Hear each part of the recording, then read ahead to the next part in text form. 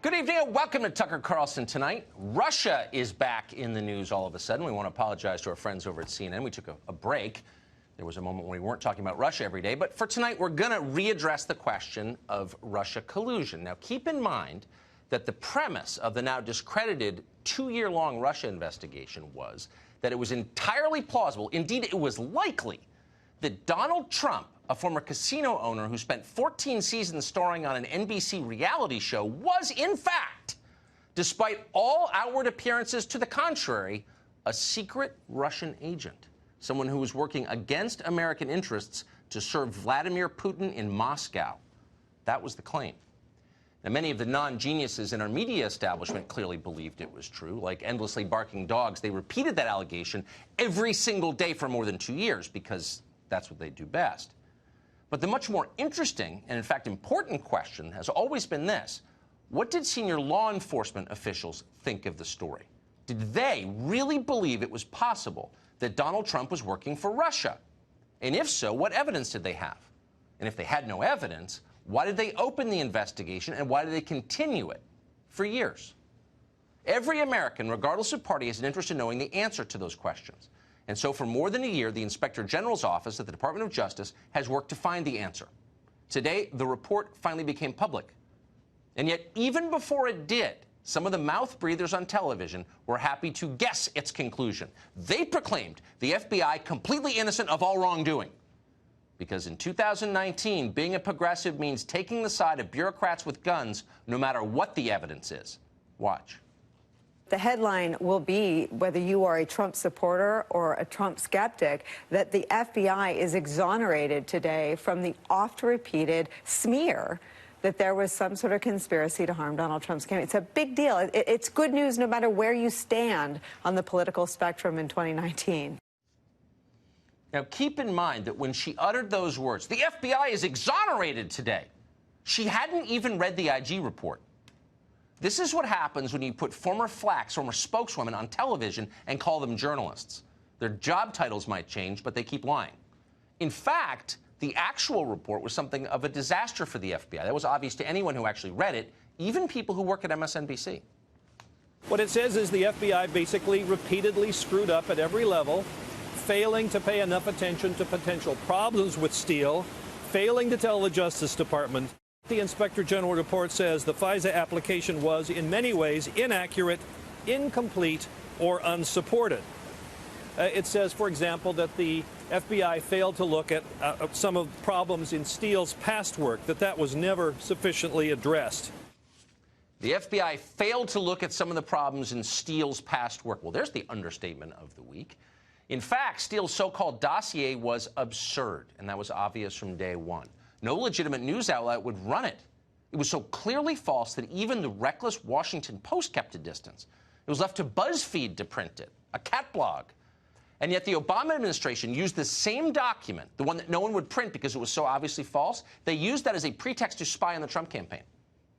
The dossier claimed that Trump aide Carter Page had been promised a 19% stake in a Russian energy company, a bribe worth $10 billion. And keep in mind, when you're lying, the more specific the lie is, the more likely it is to be believed. So the lie in the dossier was he was offered 19%, not 18, not 20, 19% interest in this energy company if he could persuade Donald Trump to lift sanctions against Moscow. Now, the claim was wrong. It was made up. It was false. It was a lie. Page actually was a former naval officer, an Annapolis grad, and had done nothing wrong. And yet the FBI targeted him anyway. Prominent figures on the left accused him of betraying his country. Carter Page's life was destroyed. Worst of all, and this is what we learned today, the FBI knew exactly what was happening, and they kept doing it. The FISA warrant against Page, the one that allowed the Obama administration to spy on him, had to be renewed multiple times. And according to the IG report, the FBI repeatedly lied and excluded exculpatory information in order to keep that FISA warrant alive. Even after FBI officials obtained information showing the dossier was almost certainly unreliable, again, something was obvious to everyone who read it, they continued to treat Page as a criminal and Steele as a trusted source. Meanwhile, on television, the usual morons, half-wits, and partisans continued to accuse Carter Page of crimes he'd never committed. There was a very clear belief that Carter Page was conspiring with Russia in ways that were nefarious. There was overwhelming evidence to have probable cause to do surveillance on Carter Page. It would have been a dereliction of duty for our FBI not to have sought a surveillance warrant. As you say, it makes a compelling case that there is probable cause to believe that Carter Page was acting as an agent of a foreign power. Imagine if that was you. Imagine if some idiot former U.S. Attorney Barbara McQuade was on television day after day, in effect accusing you of treason. And then congressmen and TV reporters all nodded in agreement. Oh, yeah, that sounds right. The FBI knew you didn't do it, but instead of lift the burden of suspicion from your shoulders, instead lied in order to hide your innocence. That was Carter Page's life for years. It's hard to believe it could happen in this country, but it did happen. Let's hope Carter Page spends the rest of his life suing every one of these people into bankruptcy. And that list should include malicious liars like former CIA head and CNN contributor John Brennan. Watch Brennan with a straight face say something that we now know was absolutely false.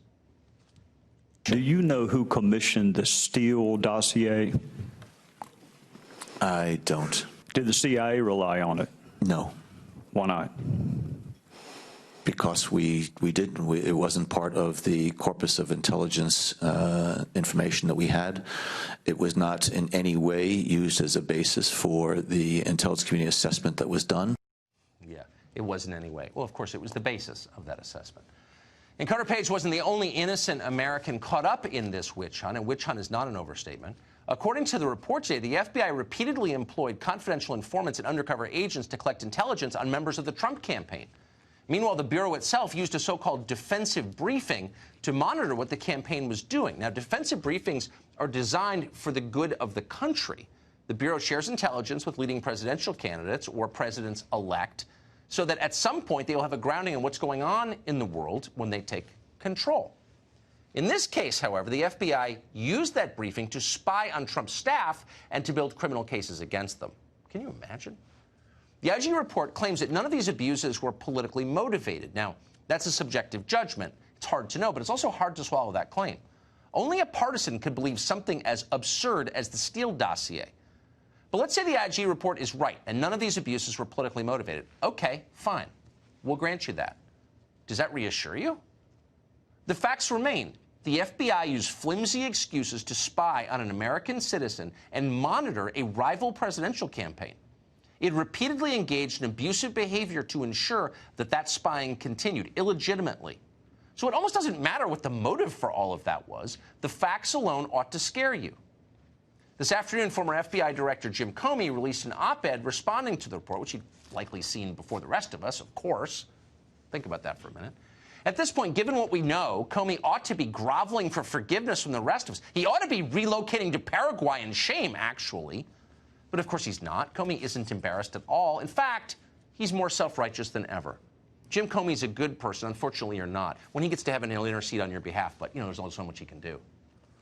The FISA surveillance was approved by a federal judge, Comey tells us. He omits the fact that the FBI lied to the judge.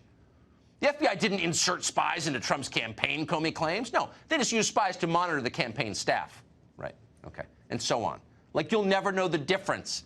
Jim Comey doesn't think you have Google, apparently. Or more likely, he doesn't care if you have Google. He doesn't care what you know. Because they could issue 100 IG reports, every one of them exposing Jim Comey as the sinister fraud he so clearly is. And he knows that none of it matters because he knows he will never be punished.